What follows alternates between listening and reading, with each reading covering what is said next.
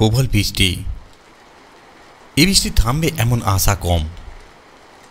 ঘরের মধ্যে আমরা তিনজন আছি, সমীর, পলাশ আর আমি। পরীক্ষা শেষ হয়ে গেছে, হাতে কোনো কাজ নেই। আড্ডা দিয়ে সবাই ক্লান্ত। বর্ষার বিকেলে খবরের কাগজের ওপর তেল নুন মাখা মুড়ি তেলে ভাজা দিয়ে চিবোতে চিবোতে গল্প চলছে। প্রথমে ক্রিকেটের গল্প, তারপর ফুটবল, কিছুক্ষণ সিনেমার কথা। শেষকালে এই আবহাওয়ার উপযুক্ত কাহিনী শুরু হলো ভূতের। সমীর বলল, ভূত আলবাত আছে। পৃথিবীর বড় বড় লোক ভূতের অস্তিত্ব স্বীকার করেছেন। পলাশ মুখ চোখের অদ্ভুত ভঙ্গি করে বলল, আছে বই কি, আছে তোদের মতো নিষ্ক্রিয় লোকদের মগজে। ভূতের জন্মস্থান ভয়ের এলাকায়। দুজনে আমাকে সাক্ষী মারল। আমি বিপদে পড়লাম। খুব সাহসী এমন অপবাদ কেউ দেবে না। ভূত অবশ্য আমি দেখিনি, কিন্তু ভূত নেই এ কথা জোর গলায় বলি কি করে? সারাক্ষণ দিনের আলো থাকবে না, একসময় অন্ধকার হবে, চারদিক থেকে নানা রকম শব্দ শোনা যাবে। তখন কাজে কোনো পক্ষকে আমি সমর্থন না করে বললাম, কি জানি ভাই, বলতে পারবো না। ভবিষ্যৎ নিয়ে এত চিন্তা করছি যে ভূতের কথা ভাবার সময় পাইনি। সমীর হাত গুটিয়ে টান টান হয়ে চেয়ারে বসে পড়ল। সমীর বলল, ভূত আছে কিনা শোন তাহলে। আমাদের রাঁচিতে একটা বাড়ি আছে, জানিস তো তোরা? আমি সেখানে অনেকদিন ছিলাম। পলাশ এমন সুযোগ ছাড়ল না। সঙ্গে সঙ্গে পলাশও বলল, তুই যে রাঁচি ফেরত, সেটা তো তোর হাত চাল দেখলেই মালুম হয়। সমীর একেবারে খেপে লাল। আমি বহু কষ্টে দুজনকে থামালাম। আমরা থাম থাম। সমীরকে বললাম, নাও তোমার গল্প চালাও। সমীর তখনও ক্ষুণ্ণ হয়ে আছে। রাগে বলছে, গল্প? নিজেকে সংশোধন করে বললাম, না হে, গল্প নয়, সত্যি ঘটনা বলো। সমীর শুরু করল, বলল, রাঁচির বাড়িতে ভূতের উপদ্রব। আমরা খেতে বসেছি, হঠাৎ দেখি ভাতের উপর মাটির গুঁড়ো পড়ল। ডালের বাটি নিজে থেকে কাত হয়ে গেল। হাত বাড়াতে দুধের বাটি সরে যেতে লাগলো। অন্য সময় কিছু নয়, স্বাভাবিক। যত গোলমাল কেবল খাবার সময়। আমার ঠাকুরদা তখন বেঁচে ছিলেন। তিনি বললেন, এ নিশ্চয়ই অতৃপ্ত আত্মার ব্যাপার, গয়ায় পিণ্ড দিলেই সব ঠিক হয়ে যাবে। তাই স্থির হলো। আমার এক কাকা রেলে চাকরি করতেন, তাকে বলা হলো পিণ্ড দিয়ে আসতে। কিন্তু গয়াতে পিণ্ড দিতে গিয়ে সে এক বিপত্তি। ভূতের গল্প কিছুতেই বেচারি শেষ করতে পারছে না সমীর। এই অবধি বলেই তাকে থামতে হলো। আর বাইরে একটা দারুণ গোয়ানির শব্দ আমরা শুনতে পেলাম। একটানা থামবার কোনো লক্ষণই নেই। এই গোয়ানির মধ্যে গল্প বলা অসম্ভব। আমরা তিনজনেই বাইরে এসে দাঁড়ালাম। এক ফালি রোয়াক বৃষ্টির জলে ভিজে গেছে। তারই এক কোণে একটা মানুষ, মানুষ না বলে কঙ্কাল বলায় শুনেছেন। খালি গা, প্রত্যেকটা হাড় গোনা যায়, আর মাথা ন্যাড়া। পরনে জরাজীর্ণ ফুল প্যান্ট, হাঁটুর ওপর গোটানো। শুধু কোমরবন্ধের বাহাদুরি আছে।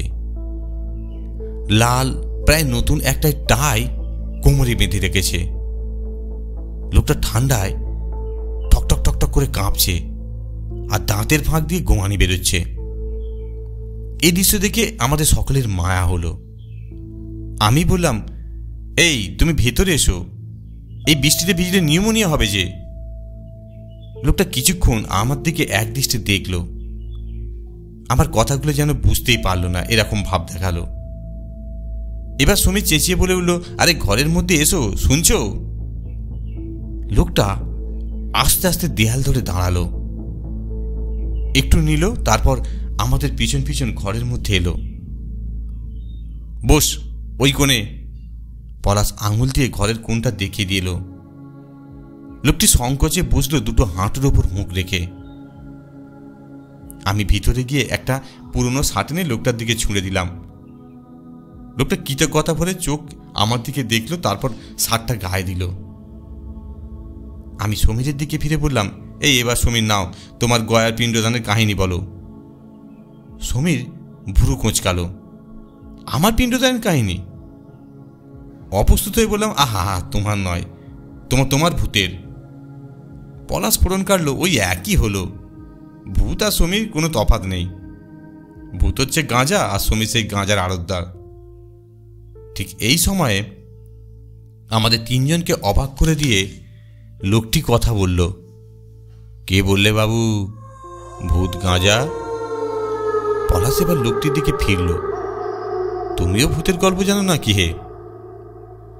লোকটা দুটো হাত রগড়াতে রগড়াতে, গল্প নয় বাবু, নিজের চোখে আমি ভূত দেখেছি। সে কি হে, বলো শুনি। তিনজনই লোকটার কাছে এগিয়ে বসলাম। লোকটা হাত দুটো দিয়ে নিজের শরীর ঘষে নিল, বোধহয় গরম করার চেষ্টায়। তারপর বলতে লাগলো, এক সময় আমি নয়, ট্রেনের কামরায় কামরায় প্লাস্টিকের চিরুনি বেরি করতাম। সকাল 7টায় বেরোতাম, দুপুরবেলা রাস্তার ধারে কিছু খেয়ে নিতাম, তারপর আবার রাত 10টা সাড়ে 10টা পর্যন্ত চিরুনি বিক্রির চেষ্টা। রাত্রিবেলা কোনো স্টেশনে প্ল্যাটফর্মের এক কোণে শুয়ে কাটাতাম। একদিন হয়েছে কি, ঠিক এমনই বাদলা। যাত্রীর সংখ্যা কম, যারা আছে তাদের চিরুনি কেনার দিকে দৃষ্টি নেই, কোনো রকমে বাড়ি পৌঁছতে পারলে বেঁচে যায়। আমিও কোণের এক বেঞ্চে বসে ঢুলতে ঢুলতে কখন যে ঘুমিয়ে পড়েছি খেয়াল নেই। যখন ঘুম ভাঙল, মনে হলো অনেক রাত, বৃষ্টি থেমেছে। জানালা দিয়ে মান জ্যোৎস্না গাড়ির মধ্যে এসে পড়েছে। জানালা দিয়ে উঁকি মেরে বুঝতে পারলাম ট্রেনটা শেডের মধ্যে রয়েছে। ভালোই হলো, বেঞ্চের ওপর পা তুলে ঘুমোবার চেষ্টা করতে পারলাম না। মনে হলো কোথায় যেন খুটখুট আওয়াজ হচ্ছে। একবার ভাবলাম ইঁদুর, কিন্তু ইঁদুর মালগাড়ি ছেড়ে গাড়ি আসতে যাবে কেন? এদিক ওদিক চোখ ঘোরাতে ঘোরাতে দেখতে পেলাম বাথরুমের হাতলটা নড়ছে। কে যেন খোলবার চেষ্টা করছে, কিন্তু পারছে না। একটু ভয় হলো, চোর ডাকাত নয় তো। তারপর আবার মনে হলো, চোর হোক ডাকাত হোক, আমার কি? আমার সম্বল 2 টাকা চিরুনি আর পকেটে 1.5 টাকা। চোখ বন্ধ করে ফেললাম। হঠাৎ মুখের ওপর গরম নিঃশ্বাস পড়তে চমকে খুলেই আঁতকে উঠলাম। সামনে একজন লোক। লোকই বা বলি কি করে? মুন্ডু নেই, মুন্ডুটা নিজের হাতে ধরা, দুটো চোখ বিভৎসভাবে বেরিয়ে আছে, দাঁতের ফাঁক দিয়ে জিভটা ঝুলে পড়েছে। সেই জিভ দিয়ে টপ টপ করে রক্তের ফোঁটা ঝরছে। আমি চিৎকার করতেই মুন্ডুটা জিভ ভেতরে টেনে নিয়ে চাপা গলায় বলল, চুপ, ভয়ের কিছু নেই। আমিও তোমার মতো ট্রেনে লজেন্স হজমিগুলি ফেরি করে বেড়াতাম, নিজের গান বেঁধে সুর করে গাইতাম।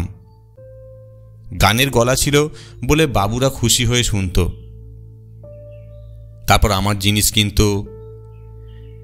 সেজন্য অন্য ফেরিওয়ালা আমাকে হিংসা করত, বিশেষ করে তারক।